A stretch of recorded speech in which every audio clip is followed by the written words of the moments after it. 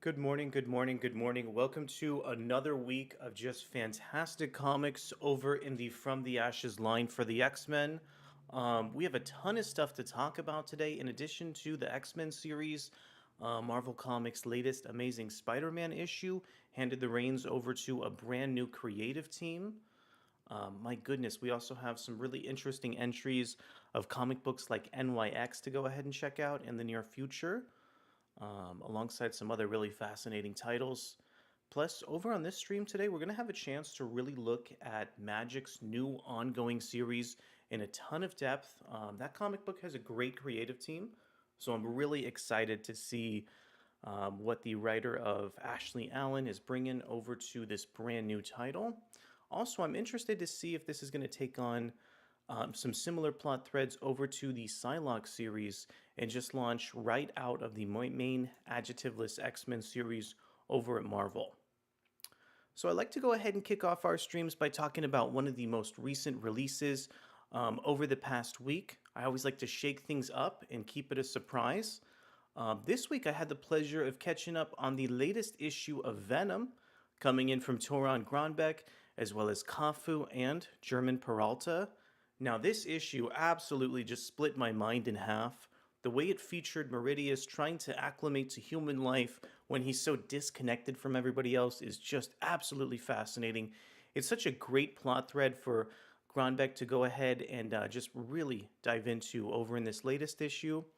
Plus, I know that Grönbeck is just such a big fan of Asgard and just melding it with stories that you wouldn't think would ever go together.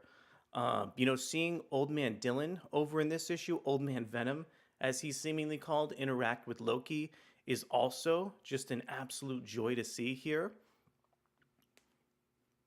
The artwork from Cafu is beautiful, it's gritty, and it makes Venom look even better, than it actually is in some cases too.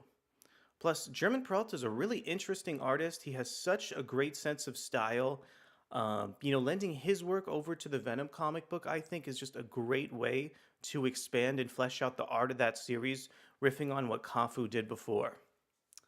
Also, I just think the way that Meridius just terrorizes Eddie Brock throughout Venom issue 39 is so much fun to read. It's so harrowing and just dark as well to see this relationship sort of form between these characters.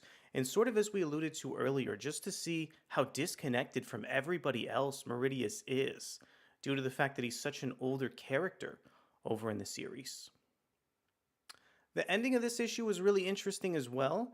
The character of Old Man Dylan actually ran into the cliffhanger from the most recent issue of Venom War. So I think Toron Grönbeck is doing a great job just implementing these plot threads along with the main series, written from the main Venom scribe, Al Ewing himself. Yeah, I just want to really congratulate Marvel for expanding the Venom comic book to a full event series. I feel like taking comic books that have such a defined run and then expanding them out for their own comic book event, that's always my favorite way for Marvel to go about, some of their comic book stories. Just to give some recent examples, I think the Avengers, Secret Wars from Jonathan Hickman did a great job, expanding out the line to capture a really interesting event. I would also argue that Marvel's recent War of the Realms storyline, spinning out of Jason Aaron's really phenomenal Thor run, was just a fantastic way to expand those event series in a way that's a little bit more natural. I do think Blood Hunt was sort of reaching a little bit and didn't get to the sort of conclusions that I would have hoped and didn't feel quite as organic as some of the other events. That being said, though, I'm very happy to see, of course, what's in store for future crossovers like the Raid on Grey Malkin series, and to see maybe how this Venom comic book is going to wind down. I really wonder at this point how long Al Ewing and some of his other writers like Toron Grönbeck are going to be continuing this series. Good morning, everybody. My name is Arakko Braddock. It's fantastic to have you aboard our stream today. We have so much exciting stuff to cover per usual. I think we just wrapped up a fantastic week of comic books, stemming from brand new issues of our main Uncanny X-Men series that saw the X-Men fight alongside the Outliers, as well as a brand new run of Spider-Man written by Joe Kelly, featuring artwork from Ed McGuinness, and Nico Henrikon. In just a few moments, we are really going to go ahead and dive into that debut issue. I had really big expectations for this chapter. I've read so much of Joe Kelly's past work, and I think my expectations were met and even exceeded in some scenes and instances. So, I'm very happy to go ahead and talk about this one in just a few moments. We also had an issue of NYX that did a great job sort of shifting the tables and showing Sophie's role within not only the team of NYX and the greater Cuckoos. I feel like now that I feel like now that Sophie's relationship has been established with the rest of some of these NYX characters, this comic book as a whole is able to go past the introductory phase and over to the next part of the comic book series. Also, I have to say too, Ultimate X-Men had an absolute banger issue this week. I don't think there's any other adjective I could possibly use for it. The way that series has really been implementing younger versions of core X-Men characters, like the character of Psylocke, as well as Armor, is just absolutely intriguing. But I think in this issue, we had so many relationships develop as a part of this Children of the Atom cult. There's going to be a really interesting conversation about how all of this ties into the Makers Council and to see just exactly how much trouble some of the rest of these X-Men characters are actually in. Also, we're only a few weeks away from the Raid on Grey Malkin crossover. It seems like nearly every single X-Men title is referencing that event. Uncanny X-Men, the most recent issue of that series, had a couple really core plot elements that'll definitely tie into the main comic book.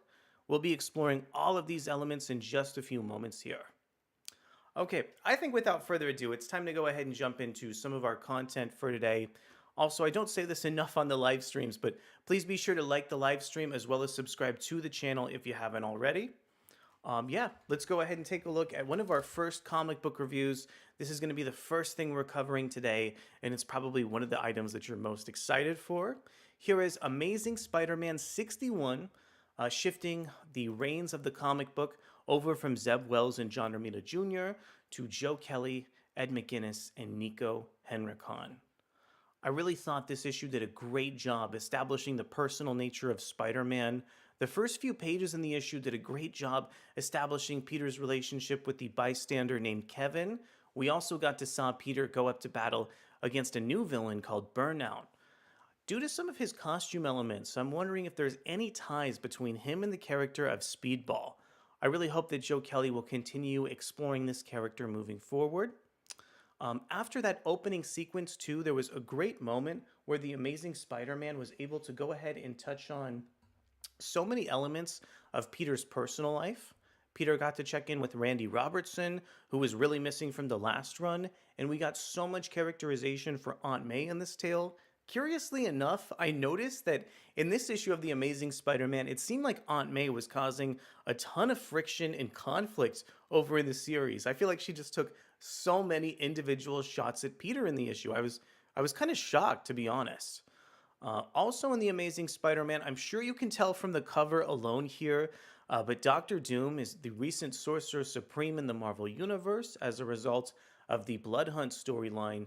And in this issue, Doctor Doom finally invites Spider-Man to go ahead and battle his Covenant. So the Sorcerer Supreme moniker has to battle a Covenant due to some machinations over from Doctor Strange in the main series that we see detailed from the excellent work over from Nico Henrikon, who has just so much personality implemented within these pages. And then later on in the issue, Doom actually makes a deal with Spider-Man and offers him an upgraded suit if he's able to take on this Covenant they were referencing earlier. The fun part about Amazing Spider-Man 61 is that Peter continues to push Doom away at nearly every opportunity he can. It seems like Peter does not want to work with Doom at all, which frankly, I don't blame him. I wouldn't either in Peter's position. Think about how many times he's fought Doom. Peter Parker has been a part of the Avengers in the past, even if it be a brief period. I'm sure there's been some instances. So putting your faith in this character would take a really big plot implication. Thankfully, that is exactly what Amazing Spider-Man 61 offers in the second half of the issue, as one of the characters involved in the Covenant and with the Sidorak element comes down and brings battle over to Peter Parker. The demon's name is Sintros over in the tale. And watching his battle with Peter and how it results in the eight deaths of Spider Man is so interesting. I don't want to give any more away, but I really do want to praise some of the art in this storyline, not only from Nico Henrikon, who we mentioned earlier, but Ed McGuinness. The opening page of the issue that we previewed last week was just absolutely wonderful. There were so many plot elements just implemented to this one page alone, partially over from the layouts too.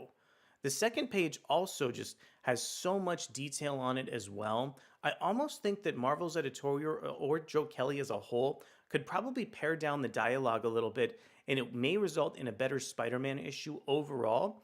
But at least Joe Kelly was able to sneak in so many jokes and surprises across the tale. Maybe to go ahead and close out our review of ASM 61, I was also pretty happy with how this series was able to take on just a little bit of material from Zeb Wells. We already mentioned Randy Robertson is still part of the cast moving forward, but this issue actually brings in the character of Shane Markin from the last run from Zeb Wells. Despite what happens in this issue, I'd love to see Peter advance his relationship with Shay. It was kind of exhaustive in the last Amazing Spider-Man run, how Peter would just go from new first date to new first date and always sort of sabotage his relationships. So I'm really hoping that moving forward, the Amazing Spider-Man will be able to spin this series off in its own different and unique direction, although I really think Joe Kelly is setting off on the right foot. The idea of Amazing Spider-Man turning into more of a dark fantasy comic book, seeing Peter Parker as Spider-Man battle against all these Sidorak characters is just a great way to show me an Amazing Spider-Man story that I haven't seen before. I almost wish that Zeb Wells kind of took this direction a little bit farther with Limbo, but I feel like some of the plot elements from Limbo are so similar to what Doctor Doom is doing in this comic book that I actually don't mind at all. So, really fantastic things to say about Amazing Spider Man 61. And frankly, I don't even think we spoiled the issue. If you did enjoy our review, I really encourage you to check this one out, even if you didn't like the Zeb Wells comic book. This series has such a big, high concept and just is a really interesting, fresh reboot for the Spider Man property that I'm really, really excited about.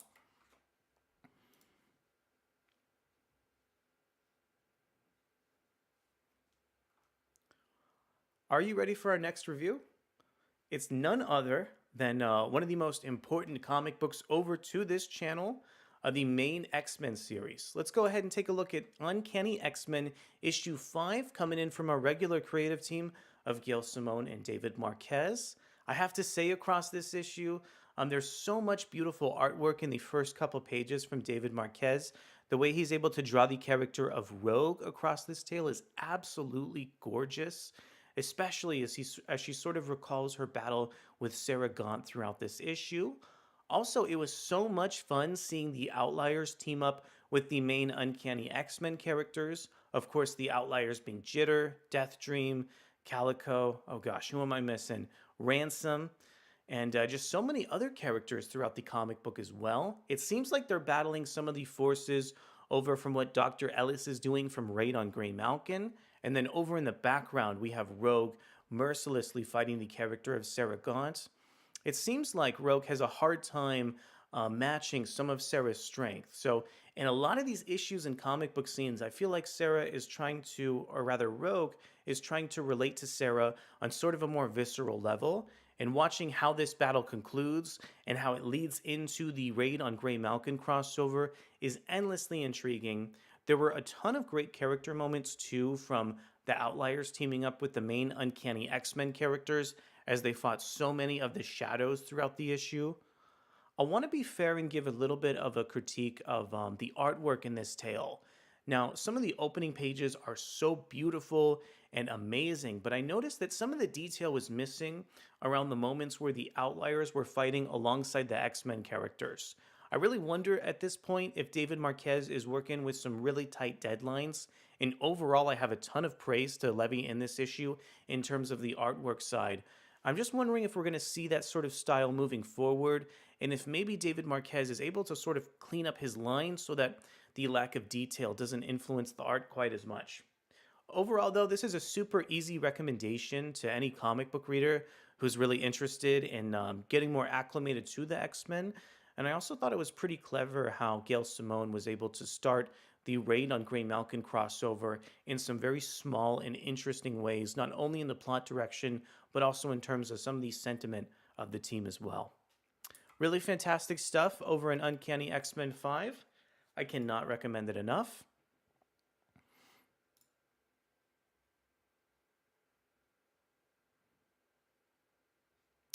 I want to talk about a comic book that may be a little bit under the radar, but it's one that you absolutely cannot miss.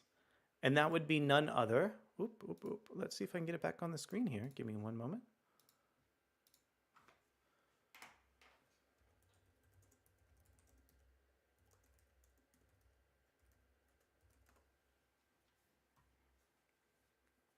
Perfect. Okay, I want to go ahead and talk a little bit about the latest issue of NYX. This is chapter 5 of the main series from Marvel Comics, written by Jackson Lansing and Colin Kelly. This one has artwork from Francesco Mortarino and a cover from Sarah Pichelli that is so shockingly beautiful. I think overall, this is probably one of my favorite covers to NYX so far. One of my favorite plot threads across all of one of my favorite plot threads across all of Krakoa involved the Cuckoos and their relationship with the rest of the Marvel Universe. NYX has done a phenomenal job fleshing out some of the individual Cuckoos, while also teasing some of the different motivations behind the character of Sophie in the comic book too. In a couple issues ago, Sophie actually double-crossed the team and met alongside some of her other Cuckoos. So it's really devastating watching this brand new team of NYX characters really reel from the fallout over from Sophie. Thankfully, there's so much progression in terms of the relationship between Sophie and the rest of the Marvel Universe, and a lot of this information is really shepherded from the character of Miss Marvel. It really feels like so many writers like Colin Kelly and Jackson Lansing are writing Kamala as an emotionally intelligent character who is able to really dissolve some of the animosity between characters. Also, as I started to go back and check out some of the earlier Amazing Spider-Man issues where Kamala was interning at the job where Peter was working at, there was also a lot of insight that she had into not only Peter, but some of the relationships she had with other characters too. So I just want to say I really appreciate how Marvel is really writing an incredibly smart Kamala Khan in nearly all of her appearances throughout these Marvel comic books. Also, this issue kind of peeled back the curtain a little bit on what's going on with the characters of Cuckoos, especially as we learn more about the character of Manuel de la Roca, the empath. I'm really new to him in terms of my X-Men reading. I really started joining the X-Men and reading it, really closely as Krakoa kicked off. So I think it's going to be interesting as some of the audience starts to learn a little bit more about Manuel de la Roca, and then we get clued in as well. NYX also was interested in repairing some of the relationships between just the individual people as well as the X-Men. Ever since the destruction of the Krakoan property at Marvel Comics, the sentiment towards mutants across the general public has been extremely, extremely negative. So watching NYX actually go in a different direction and try and repair these relationships is quite interesting. Francesco Mortarino as an artist is extremely stylized. I really love his rendition of Laura and Miss Marvel. I feel like a lot of these characters look a lot different than they do in other individual comic book stories, but I'm such a big fan of the way that Mortarino is able to get really, really expressive characters and make Kelly and Lansing's really dense scripts come alive over in the comic book issue. Also, this series features some really, really great characterization for David Aline Prodigy. I'm also so thrilled to see in the near future the character of Synch to come back into NYX. Synch was so pivotal to the X-Men franchise as a whole during Jerry Dugan's main run over at Marvel Comics. I feel like there is so much potential to see him fostered over in the pages of NYX moving forward, and I hope we get some more information about Talon as well. Okay, that wraps up our really niche review on the latest issue of NYX. I would super, super encourage you to check that comic book out if you haven't already. And we are actually heading into our final review for the week. This was a comic book that really impressed me, and so much of the deep characterization between the individual characters and the way that this series was able to progress some of the conflicts between the main characters. And that comic book would be none other than the fantastic Ultimate X-Men issue 9. When I first saw this cover, I was so intrigued by the idea that Surge was going up against Maystorm over in the comic book. Thankfully, Peach Momoko actually makes good on that premise, but it takes nearly the entire issue of Ultimate X-Men to see these two characters duke it out. Thankfully, though, just the scenes where they're confronting each other are incredibly emotionally charged and even reveal a little bit more information about the plot, especially as it relates to the character of not only Surge but also Maystorm in the comic book, too. Let's talk about some of the other plot threads in the issue. Hisako Ichiki, Armor, our protagonist of this comic book series, it seems like across each and every issue, she's growing like more and more frustrated by how the outside world is sort of perceiving her as a mutant character. I really love how Peach Momoko has amped up the characterization for Hisako and shows her really destroying this festival and having just a really strong backlash over at the school as a whole. I feel like I can really relate to some of the alienated feelings that Hisako has over in the comic book, and I hope just like, Miss Marvel and NYX, that Peach Momoko as a writer just continues to bring out all of the nuance in the relationships to give us like the best comic book possible. Finally, one of the last elements we need to touch on in terms of this brand new issue of Ultimate X-Men is what's going on at the Children of the Atom cult, especially as it results to the character of Kageyama. Kageyama has really been captured by this cult for such a long time. He's really a vessel for the cult to do so much of their dirty work. Of course, that being the Children of the Atom cult at Marvel Comics, too. So Kageyama actually ends up finding somebody who's just like him in this series and has a really explosive and violent confrontation with him. I'm wondering if at any point this is going to cause Kageyama, to really maybe exit the Children of the Atom cult and go off in his own direction. Regardless of what path Peach Momoko takes, I think the two characters in this series that I am most invested in are Surge and Kageyama, especially in terms of their relationship together. Their relationship just seems incredibly dark, and Surge is able to pull out so much of like the subtext and some of those nasty elements that Kageyama feels. So I'm very, very excited about what the future holds for Ultimate X-Men.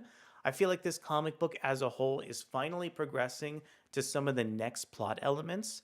And pretty soon, I really could see these characters going up against the Maker's Council.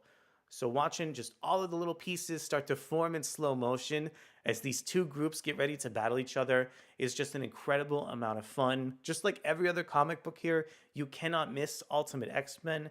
I would say it's probably my favorite single issue that came out this past week, and I just hope that I really hope that author Peach Momoko will just continue using this nuanced characterization, even in light of so many other cast members joining the vast roster of Ultimate X-Men.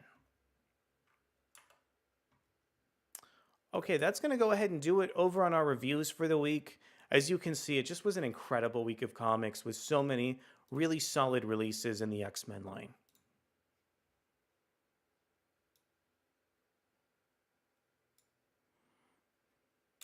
Next up, we're going to go ahead and take a look at some previews. Previews for upcoming comic book issues. Let me just go ahead and get everything together, and then we will head into this really interesting segment. AfroSF, fantastic to have you over on the stream today. Greetings, Arakko Braddock. I love Ultimate X-Men and the Children of the Atom Cult. I honestly don't know where this comic will go. I'm excited. Ultimately, sort of as we alluded to earlier, my guess is that it's going to be some massive crossover involving characters like Ultimate Black Panther, Ultimate Spider-Man, and the Ultimates teaming up with the rest of the Ultimate X-Men to really fight against not only the Maker, but his council too. So very excited to see all of the individual pieces form and just how many like individual comic book characters Peach Momoko as a writer can start to sneak into that overall series. But really appreciate you commenting, AfroSF. It's great to expand our knowledge of Ultimate X-Men a little bit farther. And let's go ahead and switch gears to a different aspect of the X-Men, and that would be the upcoming Exceptional X-Men Chapter 3. This comic book has been so much fun as the character of Kitty Pryde really has been sneaking off to Chicago after so many hard feelings across the end of Marvel Comics' Krakoa storyline. She continually runs into the character of Emma Frost, who haunts her in nearly each and every comic book issue. The way that Emma sort of invades so many of the minds of her friends and other X Men characters brings this interesting sort of like animosity to the tale that's really dialed up by some of the character interactions. As you can see, Kitty and Emma are duking it out over that very same idea on the cover for Exceptional X Men issue 3. Also, kind of similar to the main Uncanny X-Men series, Exceptional X-Men is introducing some new characters. We have Bronze, Trista, Axo, and then the character of Melee. Let's give a big thanks over to Adventures in Poor Taste for posting the preview and read our solicits on Exceptional X-Men 3. Emma Frost vs. Kitty Pryde. Kitty Pryde's determination to stay doggedly away from all things X-Men related becomes more strained by the day as Emma Frost once again sticks her nose into things. Meanwhile, our team is finding their rhythm. Axo, Melee, and Bronze have officially joined the fray. This one is written by Eve Ewing, featuring artwork from Carmen Carnero. So here's our first story page. The last issue ended on a really contentious note between Kitty and Emma, as Kitty gained control of the students psychically to do their bidding. When Kitty saw what was happening with Emma and the rest of these characters, she has an absolute meltdown and really dials up the animosity. Kitty states, "Let those kids go. What are you doing, Emma?" Carmen Carnot is really fantastic with facial expressions. Even though these characters are just so sort of hidden in the background, we still get these like listless stares, like they're being controlled by Emma in the first place. Also, really love the design of Emma's clothes in this issue too. I don't think I've ever seen her in that particular outfit before. Of course, Emma dials up the frustration back at Kitty and makes all these references to how she really wants to clean up the location where Kitty is living in. And then she tries to run off with the rest of the brand new, like, exceptional X-Men characters. But Kitty does not want to let her leave. Kitty is so, like, distraught by Emma really coming into her life and controlling so many things that she actually directly lashes out on this next page. Also, I believe the previous comic book alluded to the fact that Emma Frost was taking control of Kitty's body and making her do things that readers don't even know about yet. So I'm very intrigued to see what Emma has in mind and just how she's planning on shaping the rest of these young mutant characters. Also, I just want to say more positive things about the artwork from Carmen Carnero and some of the work from Nolan Woodard here. There's so many really fantastic bleeds with Kitty and Emma, like this one down at the bottom of the page here. There's really fantastic other elements of space and just a really great way for Carmen Carnero to implement the motion across this tale. Also, it's pretty fun in the background. Just like in that first page we were looking at, some of the rest of these characters are still expressing their horrified feelings, wondering who Emma Frost is in the first place. So really, really good character work and exceptional X-Men. I really feel like so many of the other issues we've talked about, this one is really diving into the psychological elements of how Kitty is sort of acclimating to her new life in a post-Krakoa world.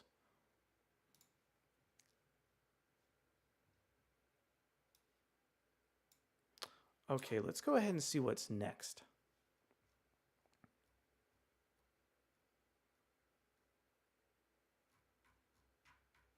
You know what? I think that's actually going to go ahead and do it for our previews today. Thankfully, though, we have a ton of really interesting news stories to go ahead and jump into.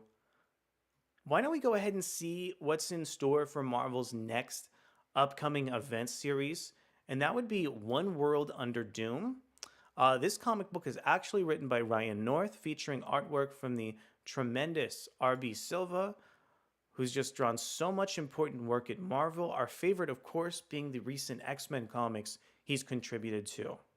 Here's our cover for One World Under Doom. I'm going to check out this article coming in from Marvel Comics, published just a few days ago on November 12th. detailing some of the brand new information about this upcoming comic book event. Since Bloodhunt concluded with Doctor Strange seizing the power of the Sorcerer Supreme for himself, the Marvel Universe has awaited with bated breath for the iconic supervillain's next move.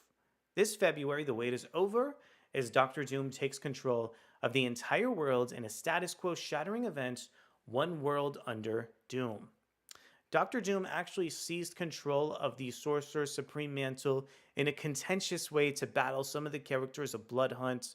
I think Stephen Strange, the previous Sorcerer Supreme, definitely wants his power back, and Doom seems unwilling to give it to him at the time. Curiously enough, we've also seen some of Doom's first steps in terms of the Marvel Universe by the way that he's really just shaking up the life of Spider Man by making him battle that Covenant. So, frankly, I'm pretty interested to see what Doctor Doom is going to do next, especially maybe even outside of his core One World Under Doom series. Teased throughout the year, One World Under Doom was formally announced last month at New York Comic Con. Fans learned that the event will be anchored by a core One World Under Doom series launching in February. Okay, this is news to me. This is going to be a 9-issue event series written by Ryan North, who's of course done some great work on Fantastic Four. And we've already introduced the artist on this tale, R.B. Silva. I feel like Marvel lately has been trying to do smaller events. I believe the Venom War is wrapping up really, really soon, if not in this issue, then the next. So the idea of them doing a 9-part crossover is actually pretty ambitious. As long as author Ryan North has enough plot and continuity to stick in here, I'd be absolutely fine with it. I'm also pretty curious to see if there's any plot threads leading up to Doctor Doom's role in One World Under Doom hidden in the back of Fantastic Four. If anybody in chat has noticed some of those elements, I'd really love to see it not only in the comments but the chat for our live stream too. Okay, let's see where we left off. While Doom's bold reach for power brings change to the entire Marvel Universe, One World Under Doom takes readers behind the mask as they bear witness to the triumph and trials of Doom's role, as well as the foolish attempts to topple it. I wonder if we have descriptions of what Doctor Doom is actually doing as the Sorcerer Supreme, or if Ryan North is just holding that maybe closer to the chest until the comic book comes out in full. AfroSF says, I'm not familiar with Ryan North. Doom is difficult to write. Well, yeah, totally agree with you. Doctor Doom is incredibly difficult to write. I feel like in JMS's Fantastic Four run, there were definitely some noticeable moments with Doctor Doom. Hopefully Ryan North will be able to, dial up that personality and show some really honest and true character interactions with Doom in this really interesting Sorcerer Supreme role. Today, check out all new variant covers for One World Under Doom issue 1, including pieces by superstar artists like John Tyler Christopher, Nick Bradshaw, Rod Rice, Will Sliney, Rose Besh, and more. Plus, never before seen interior artwork shows Avengers, Fantastic Four, and more of Earth's heroes assemble as they prepare for a strike against the world's new ultimate authority. Okay, I'm checking out what's next in this article. Once again, they're referencing the backstory of how Doctor Doom became the Sorcerer Supreme as a result of the Blood Hunt. But do they have any more information? We do. Let's go ahead and check out this next paragraph here. The world has woken up to a new reality. Doctor Doom, Earth's Sorcerer Supreme, has magically taken over every broadcast medium on the planet and declared himself Emperor of the world, the leader of a new united Latveria, and shockingly, impossibly, all of Earth's leaders seem to be going along with this. Luckily, whether it's mind control or Doombots, whatever's affecting them hasn't affected Earth's heroes, and so they quickly form a strike team to stop Doom's machinations. But will they succeed? And what happens when some begin to welcome their new emperor with open arms, clamoring from one world under Doom? To be totally fair, I think we've explored this on a previous live stream and have also commented on the really unique idea of Doctor Doom expanding, Latveria, maybe to other places where it hasn't been previously, just really encapsulating like the entire world in general. I'd love to see that idea really expanded on. And it looks like in this next paragraph, we actually have some more commentary from Ryan North. One World Under Doom is a story I've been working on since 2023. This huge sad start is a gift when telling a story like this. I can make sure it all hangs together properly. And for other artists working on tie ins with books, I can share completed scripts instead of just an idea of what happens. Because of that, I'm very excited for where this story has gone and can go. It's been really exciting to hear what other teams have planned with their books to take advantage of this new status quo. We are all pulling in the same direction. Doom to me is the ultimate villain because even when he loses, he wins. He's not some guy you can punch a bunch until he stops doing crimes. He's a man who has thought deeply about how to achieve precisely what he wants and how to ensure others are manipulated into supporting him. One World Under Doom opens after Doom has taken over the world overnight, and there is a mystery in how he did it, how he got everyone to acquiesce to his rule, but there's also a bigger and more terrifying question. Now that he's taken over the Fantastic Four, what is he going to do with it? And what will the Fantastic Four and Avengers do to stop him? Doom is one of my favorite characters in the Marvel Universe, so getting to work on this arc is a real pleasure. I'm loving that we're bringing Magik into the mix and all the possibilities to make him as awesome as he's always been. I'm trying to give fans something a little different from what we've seen before, and I think the Magik element can really make a difference. I hope fans enjoy it as much as I do. Just for sort of an expanded meta commentary, I really want more Marvel Comics to take up the idea of magic because I feel like it really gives just a platform for these comic books to explore like different genres than they have previously. I think one great example that we have that's really easy to come to mind is Amazing Spider-Man. You know, seeing all of those like really dark fantasy elements has really propelled that book in a direction that I don't think I've quite seen before. I'd love for Ryan North to capture some of those feelings as well in the pages of One World Under Doom. Also, this story has the Tyrannosaurus Rex version of Doctor Doom in it too. So, there's this baseline level of rad we're trying to hit, North added. One World Under Doom is an overarching status quo shift coming to Marvel Comics, the likes of which hasn't been seen since 2008's Dark Reign. I want to talk a little bit about Dark Reign. I was actually reading comic books as that series came out, and it was just a shame that that comic book didn't have like a main series anchoring it. The way it sort of like leaked into some of the disparate Marvel Comics ongoings at the time just didn't lend towards like a completely cohesive story. It doesn't seem like Marvel is headed in that same direction with One World Under Doom, thanks to their main series like housing, so much of the status quo that's going on with Doctor Doom himself.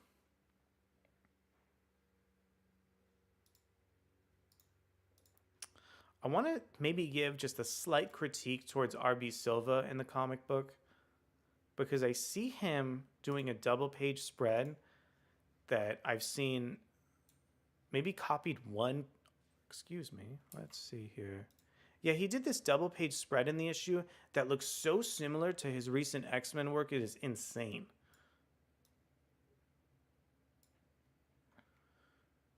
So here's a look at some of the images I was referring to earlier. I feel like in the recent Marvel Comics series he worked on to close out Krakoa, we saw something that was incredibly similar to this as a whole. So really hoping that across this One World Under Doom series, RB Silva will bring something to the comic book that we haven't seen before, and instead of just replicating, some of his excellent work that he's done in the past.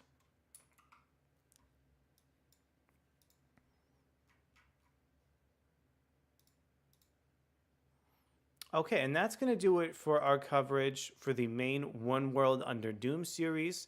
I think there's a lot to be excited about here. One critique I've had for Marvel over the past couple of years is I haven't been on board with some of their most recent events. Thankfully, though, One World Under Doom looks a lot more interesting compared to, some of the other crossovers that we've had recently, like Blood Hunt.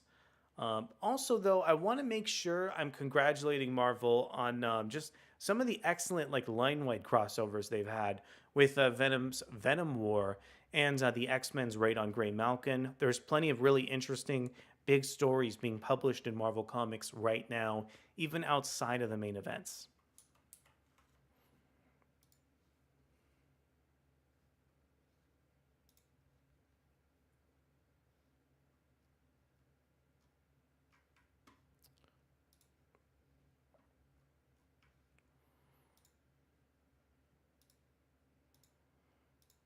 Wow, there's a ton of news that came out over this past week.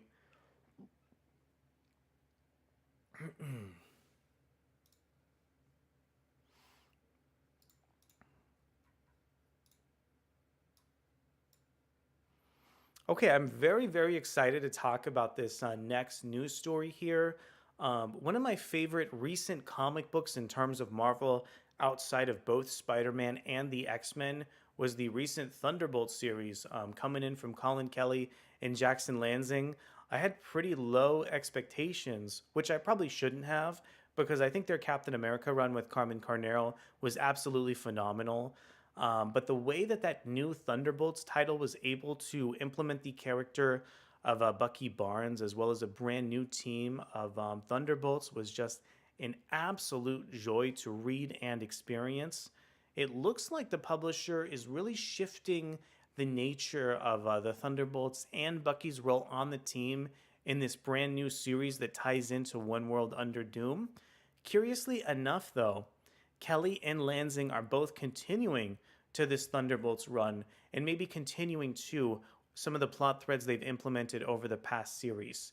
Let's go ahead and explore what Kelly, Lansing, and artist Tommasio Bianchi have in store for this tie in to One World Under Doom called Thunderbolts Doomstrike. This one's also coming out in February.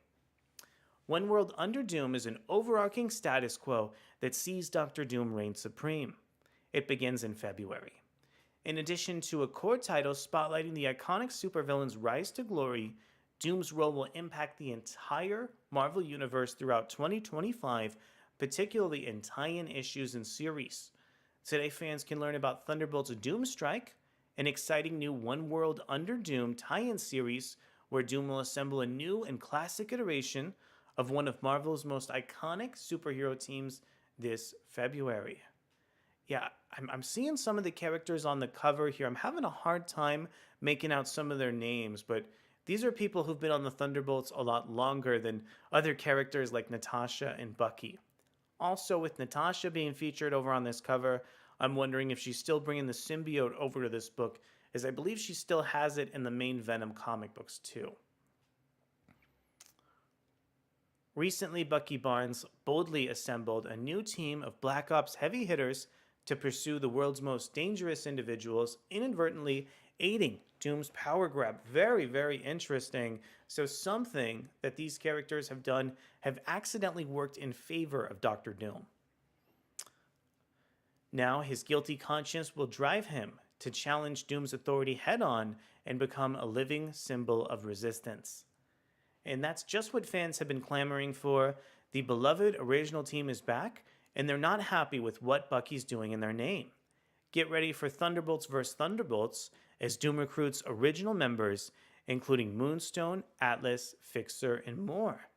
Ushering in a new, exciting era while celebrate this title's incredible legacy, Thunderbolts Doomstrike arrives just in time for Thunderbolts' highly anticipated MCU debut in Marvel Studios' Thunderbolts out May 2nd. Wow, we have so much to comment on. I already talked about how I really loved the last Thunderbolts run where, Bucky Barnes assembled this team to fight against some of the most heinous supervillains across the Marvel Universe. This issue, or this new series, is actually taking some of the more traditional characters, people who I've seen in so many comic books like Moonstone, Atlas, Fixer, and then pitting them against this brand new team of Thunderbolts.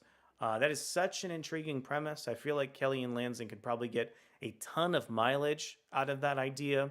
Also, I'm loving the synergy that we have between this upcoming Thunderbolts series and this brand new movie.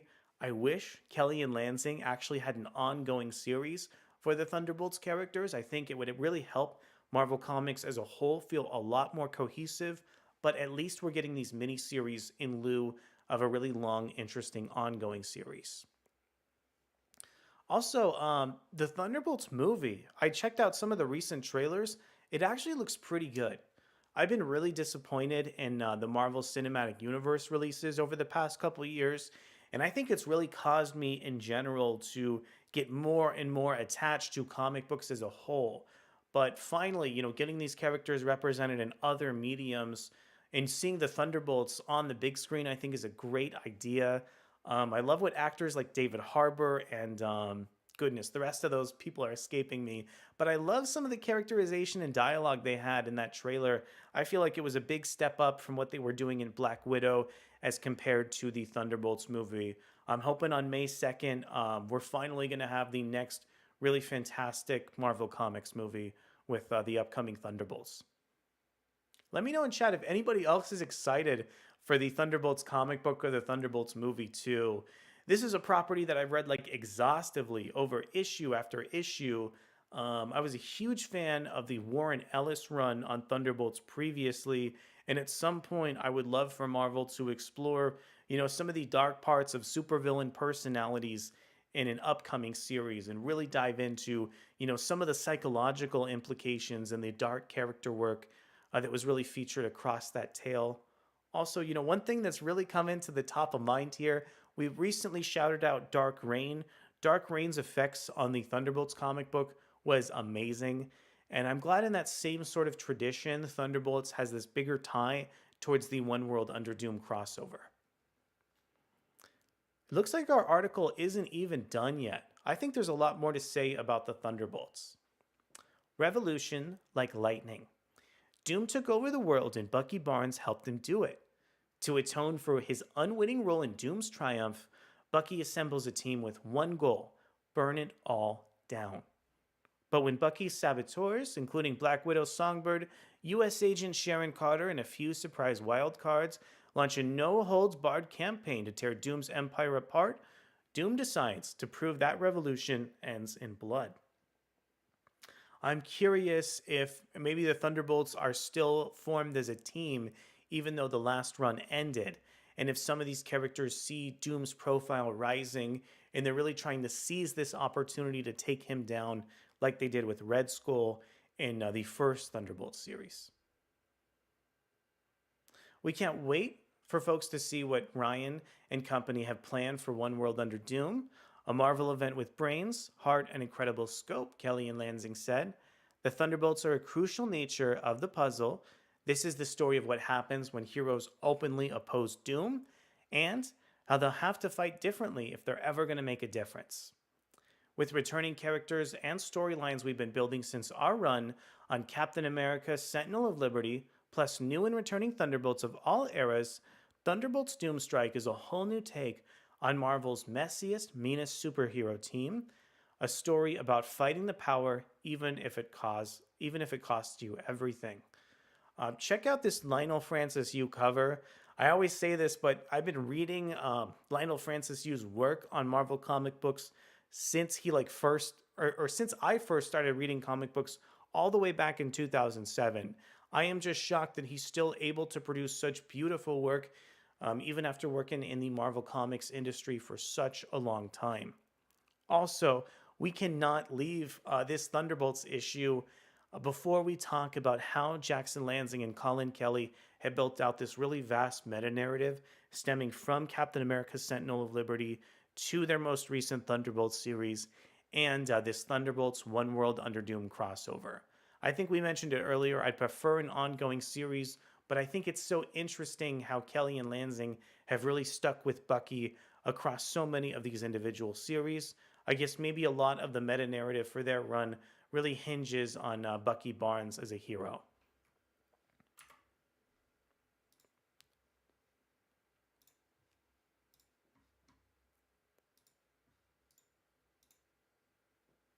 What are we going to talk about next?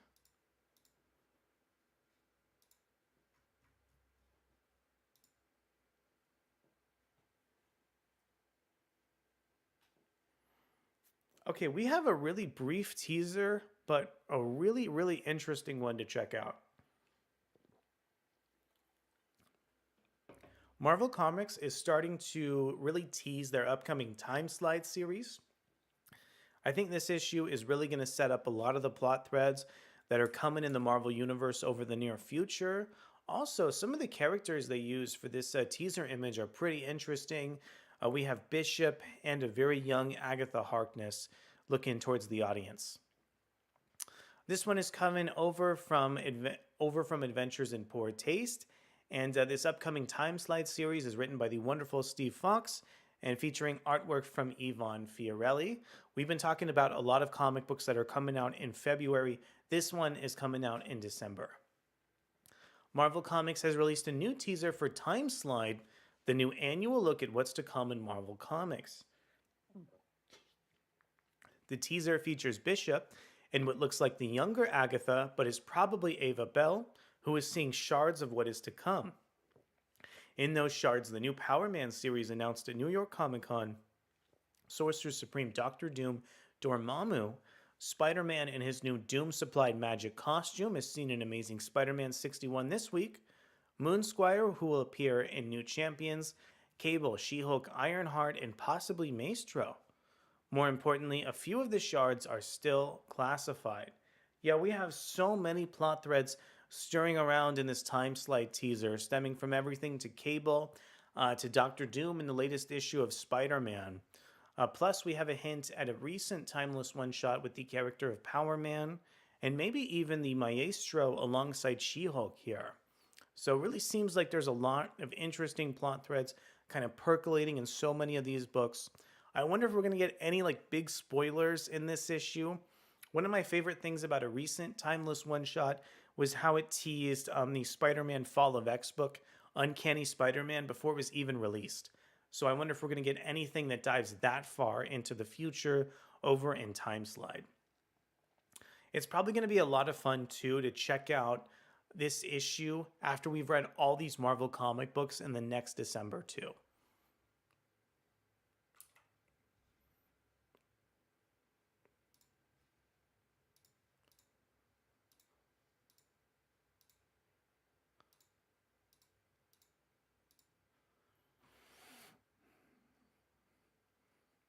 We still have a couple news stories I'm really excited to go ahead and cover.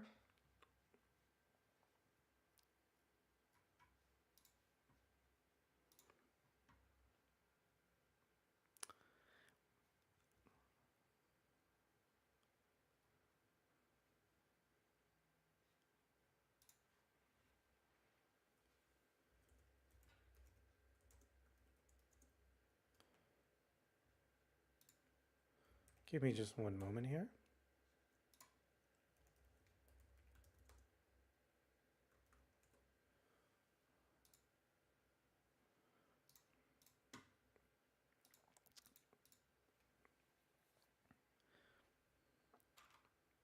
Okay, I don't know if I have the mental capacity to do another review, but I definitely don't want to end this stream without talking about one of the most recent solo series that launched as a part of a Marvel's From the Ashes run, and that was Psylocke's ongoing series. This is the cover to the first issue. Psylocke is written by Alyssa Wong, featuring artwork from Vincenzo Carrazzo. It was just a really great book that was so tied to the main adjectiveless X-Men series, but was still able to establish a tone of its own. I think seeing Psylocke Kwanin have so much characterization and be so sort of amped up towards physical violence is just a great way to kind of harness this character and really explore her current relationship to the rest of the X-Men and the Marvel Universe. I'm curious to see if she's going to be able to meld some of those relationships that she's fractured in the recent issues of X-Men and Psylocke, and hope that this is going to have some long-lasting implications on the rest of the comic book. Also, just the artwork from Vincenzo Carrazzo is beautiful. Carrazzo is an incredible artist. His figures are just so visceral, and I think what he did with the Iceman series was incredibly interesting. Now, on that same note, Marvel is also getting ready to launch yet another ongoing series with the fascinating X-Men character. Why don't we go ahead and dive in to the most recent Magik ongoing series coming in from Marvel Comics. This one is written by Ashley Allen, featuring artwork from German Peralta. Ilyana Rasputin is going solo. The highly demanded Magik ongoing series hit stands on January 8th. Coming in from Rising Star Ashley Allen. So the article says she recently worked on X-Men Blood Hunt Magic, and it will be drawn by the acclaimed artist German Peralta. Peralta has been working at Marvel Comics for a long time now, actually. Black Panther, his work on Black Panther was so good. There was a Shield series he worked on that was also just tremendous too. Among the covers is superstar artist Peach Momoko's design for new villain the Demon Crow. We also get a sneak peek at Magik's first encounter with this mysterious foe in the preview. Other covers include pieces from best-selling artists like Ji Hyung Lee, hopefully I got that name right, and David Nakayama, both of which will also be available as Virgin variant covers, along with a special variant cover by Daik Ruan. Oh, I love the Daik Ruan cover. I almost use it as the thumbnail for the artwork for this for our stream. Plus, see Peralta's new design for Ilyana's Darkchild form. Ilyana's demonic Darkchild persona returns from the depths of her tormented soul to offer her more power, but at what cost? Okay, let's see what Magik is getting up to in the pages of her own ongoing series. The Mystic Mutant goes demon hunting in her own comic book tale. The X-Men Ilyana Rasputin strikes out on her own as new allies and dark powers arrayed against her. Something ancient has awakened beneath the Alaskan ice. Unfortunately for it, that's Magik's territory now. Psylocke was able to start in such an unassuming way. I love the idea that something is really compromising Magik and it's hatching out of Merle, Alaska, where the adjectiveless X-Men are currently operating out of in the factory. Ilyana is such an interesting protagonist, Alan told Adventures in Poor Taste in a recent edition of their X-Men Monday column. She's a woman who's gone through a dark past, but refuses to let that stop her from doing good in the world. I believe the desire to leave the world a better place than before resonates with a lot of people, myself included. While she's snarky and has some walls up, she's ultimately a sweetheart who loves her friends and family deeply. I feel like there's a larger conversation to be had here about the characterization of a lot of the individual X-Men women. A lot of them just seem absolutely broken, absolutely devastated by all of the horrors that figures like Orcus brought towards the end of Krakoa. Magik seems to be in a really similar place towards Psylocke, but maybe she's able to control her temper a little bit more in the series too. I feel like Kitty Pryde is also in the same place as she's trying to hide out from the rest of her X-Men and is really trying to avoid being an X-Men or getting the spotlight being shined on her. So all these characters are in different roles, but it seems like they're feeling a lot of the same emotions. Since we are talking comics, I'd be remiss not to also discuss the visual elements of storytelling. Ilyana's power set has so many great opportunities for cool visual moments that we can really have shine in a solo series. Her spells, her mutant ability to teleport through space and time, and of course her soul sword. Who doesn't love a woman with a sword?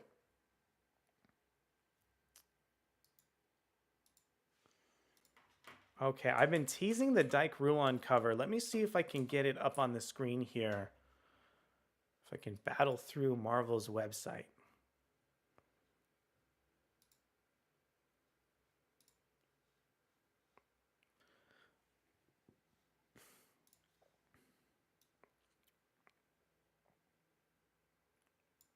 So here's that cover we were hinting at earlier. I love the expression that Magik is given towards the camera and the way that she's sort of manifesting the power of her soul sword blade with this flame featured across the cover is amazing. It's always cool to see covers that have spiral elements, and seeing that Magik is in the middle of the spiral element is such an intriguing composition. Let's see how the rest of these covers are. Here we have a look at the new Crow Demon figure. Man, I'm almost wondering if this was illustrated by Peach Momoko. I think it has to be. This character in the background looks like they've been plucked straight out of the pages of Ultimate X-Men, especially with this shadow behind them. Also, we have notes written in Japanese, intriguingly enough. I'm happy to see that Marvel Comics is getting more of a sort of manga and anime influence. I feel like any new flavor they can sort of evoke will maybe make the publisher tell stories that feel more original and more new. Afrosef says, can't wait for Time Slide. Cable and Bishop hate each other. I love their team ups like and the Children of the Vault miniseries. I never finished that miniseries, but everything I read from that was tremendous. Very, very excited for Time Slide. I feel like out of all the writers at Marvel Comics, Steve Fox is probably one of the best in switching between character to character. So I think he's probably going to give some really fantastic characterization over on that book. Okay, I think that'll do it for our Magic coverage over for today.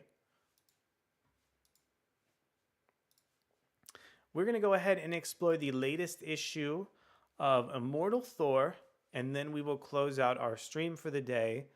It looks like Immortal Thor is having a huge upcoming comic book. I haven't read this series in a very, very long time. I was really intrigued by what they were doing with Roxxon and how they were breaking the fourth wall in some recent comic book issues, but after that I've completely fallen off. I'm very curious to see what Al Ewing and the rest of Marvel's editorial has in store for Immortal Thor issue 19. Immortal Thor 19 resembles a cavalcade, assembles, not resembles, a cavalcade of artists to take readers on a rousing journey across Asgard. Get a first look at Immortal Thor 19 on sale January 15th. January's issue of Immortal Thor is destined to go down in Asgardian history as 19 artists come together to deliver an incredible journey across Thor's kingdom. While Thor is gathering resources to deal with the looming threat of Utgard, oh yeah, we had that seeded way back, I believe, in the first couple issues of Immortal Thor. Okay, so they're saying Immortal Thor 19 spotlights different characters from Thor's legendary mythos in single-page stories, each drawn by a different artist. The stories will be connected by the mysterious viewpoint of a significant hero from Thor's past who is set to return in next week's Immortal Thor 17. Let's get the cover for Immortal Thor 17 on the page. In fact, I'm just going to completely get stun locked here. Let's check out the solicit for Immortal Thor 17. This one is written by Al Ewing and features artwork from Jen Bazaldua, who I've also really loved in her previous work at Marvel Comics. The gods of Midgard rise. 4 new gods walk the earth, called by Thor's foes to be his death. A man of fire, a man of stone, a beast of wrath, and a trickster serpent. All had reason to hate the thunder god. And working together, they had the power to end an all-father's reign. This is the story of the immortal Thor and of what broke him at last.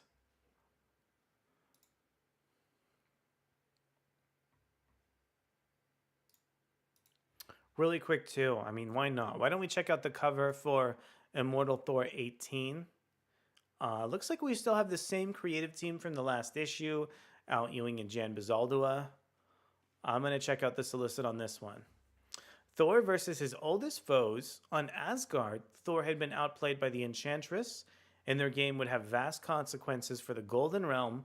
On Earth, the self-styled gods of Midgard take their bid to take the kingdoms of humankind for their own. This is the story of the immortal Thor and the heir to the throne of all. The Enchantress, I believe, was working alongside the Minotaur character as well over at Roxxon. Love the idea that she's sort of resurfacing here. Also, I'm seeing a lot of the villains featured over on the last cover being really represented in a reflection of Thor's helmet. So really interesting cover with a great sense of perspective. And let's see what Al Ewing has in store for the next issue of Immortal Thor 19. So Immortal Thor 19 marks the return of Asgard for artist Dan Jurgens, Valerio Schiti, Cafu, Lee Garbett, and original Immortal Thor artist Martin Coccolo. Artist Humberto Ramos and Leonard Kirk's pages will pick up plot threads introduced in Strange Academy and Avengers Inc. respectively. That is so much fun. I really thought Avengers Inc. was a super, super messy title. that wasn't able to evoke its premise in an interesting way. I'm wondering if the one page featured in Immortal Thor will bring that series in a direction I'm more comfortable with. This issue also reunites Al Ewing with past creators like Luciano Vecchio. Oh my goodness, the Resurrection of Magneto comic book had so much style, even though it had just a little bit of plot across that tale. Also, we have regular series artist Jan Bazaldua, who's set to close out the issue, setting the stage for the next arc. And I missed Juan Cabal and David Baldeon. Both of those are both really solid creators.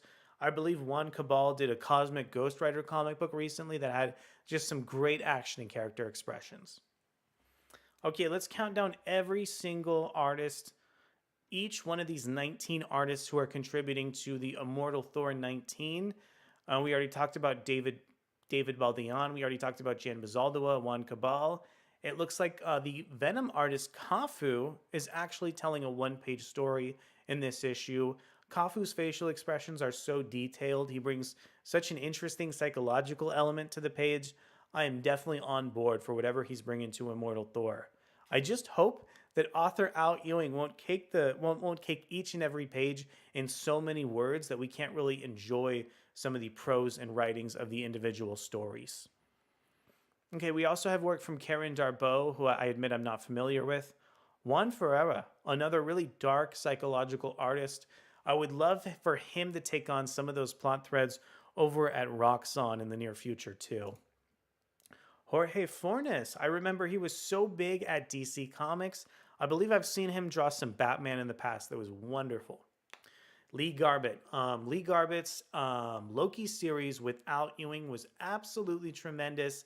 Very similar to Kafu, he's so good at facial expressions, and just been following his work for such a long time, and there's been such a tremendous level of quality just across the comic books and years of publishing. Gavin Guidry, I know we read him in a recent comic book, but it's just slipping out of my mind right now.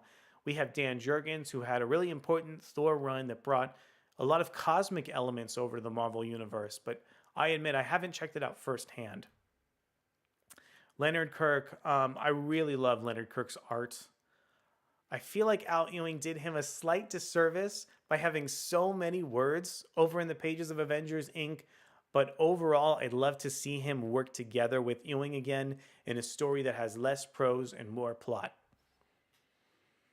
Gleb Melnikov. I love Gleb Melnikov's work over in the Robin series at DC and at Batman and Robin. It's very interesting seeing him cross the pond and do more work at Marvel recently. Phil Noto is so good at those character expressions and telling like deep psychological stories with a big impact. Once again, excited for Al Ewing to draw a story with Noto, but hope that the page is not caked in an endless stream of words that cause me to get more distracted than really implement it over to the story in full. I'm not the biggest fan of Humberto Ramos, but I love Rod Heiss's artwork. Yet another like deeply psychological artist that's super stylized in so much of his work too. Valerio Schiti, an incredibly polished artist that draws really nice, big, bombastic group shots. Would love for him to take on a whole bunch of characters. Steve Skroce is slipping from my mind. Luciano Vecchio, another really stylized artist who makes each character in the Marvel Universe look unique from some of their past impressions and really dials up the psychological elements too. This is not the story of the immortal Thor. The Allfather had a journey to make to a far star, and so for a time, the Golden Realm was left to rule itself. Yet even in the absence of a king, the story continued, and each Asgardian had their own drama to play out. These are the tales of Asgard. I know we've been talking about comic books that are coming out in like December and February. Interestingly enough, this one is actually coming out in January. Okay, let me see if we've got anything else in store for today, maybe before we close out for the rest of the day.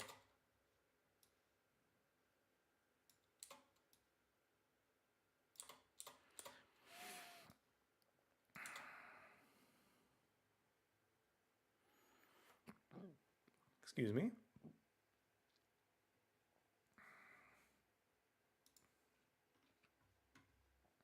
Yeah, this is going to be an interesting conversation. So, a couple weeks ago, I missed a stream and we didn't get a chance to really talk about one of the news stories we should have. Um, Back on October 21st, I believe DC Comics announced that the Vertigo line is coming back to the main publishing. We have an article here from CBR from Sam Fang. DC Comics announced that it will revive its Vertigo imprint at this year's New York Comic Con. A beloved creator owned series by James Tynion IV will lead the launch. The Nice House by the Sea, the second cycle of Tynion's The Nice House on the Lake, will shift from being a DC Black Label project to the first new Vertigo book launching the imprint. Originally launched in 1993, the Vertigo imprint was made to publish comics with more mature themes that did not fit the restrictions of DC's main comics line. Popular titles from the imprint include The Sandman, Hellblazer, Preacher, and Y the Last Man. DC Vertigo was previously shuttered in 2020, resulting in a sea of its titles being moved to its successor, DC Black Label. The Nice House by the Sea #1 was originally slated for a release in 2025, but it remains to be seen if the title switching to DC Vertigo impacts the release date. Okay, I want to take just a few moments to react to what's going on with DC Comics resurrecting Vertigo. And I have a pretty simple answer to how I feel about the resurrection of this line of comic books. I almost feel like it's almost completely unnecessary. Some of the main stories that are happening across these DC books are really, really dark. One of the last comic books I really got into over at DC was the last Superman series featuring the character of John Kent, really interacting with the Injustice characters. The Injustice characters just implemented so many horrific acts of violence, that Superman essentially had to stop over in that series. I'm wondering if at this point the Vertigo comics are going to be redundant. Also, I've seen Swamp Thing showing up in like more and more comic books across DC's main line. I definitely think it's cool for DC comic books to have an imprint where they can come out with miniseries outside of the main continuity in Marvel Comics, but it also feels like they don't really stick to those imprints very long. At one point, these comic books were coming out of Vertigo. Now they're coming out of Black Label. Now they're coming back out of Vertigo again. DC's last launch of Vertigo, I feel like, featured some original comic books that never really got the chance to fully, really capture even a readership or a sense of audience here. The Nice House by the Lake and The Nice House by the Sea, such an amazing comic book. Very, very cool to open up this new roster of Vertigo series, but it just feels so like disconnected from what DC's Vertigo actually is. It's not the new launch of the series, it's a sequel to something we've gotten in the past. And, that sequel or the first part of The Nice House by the Sea was published in a different part of DC's like creator-owned line. So I just feel like this is really, really messy, and I don't understand how DC is really having cohesion across their like adult readers line of comic series overall. Okay, it was really fantastic to talk about that really briefly. I've really been wanting to talk about that in depth here, but I think that's going to go ahead and do it over for our stream today. I want to thank you guys so much for sticking with me and hanging out and talking about some of these new comic book series. Hopefully, we'll be back for a new video here. If not this upcoming week, then the next one. We will be back Saturday per usual to talk about all of the most recent developments in Marvel Comics. I think we're really going to be checking out the new issue of Storm in particular, so that should be a lot of fun. I don't know why, but it feels like it's been a year since we got the first issue of Storm from Marvel. Real quick, I just want to say, if you haven't already, please like the stream. Please subscribe if you haven't already. Thank you so much for spending, about an hour and 16 minutes over on the stream today. And I'll see you next time for more exciting Marvel coverage. Thank you so much and have a great Sunday. Excuse me.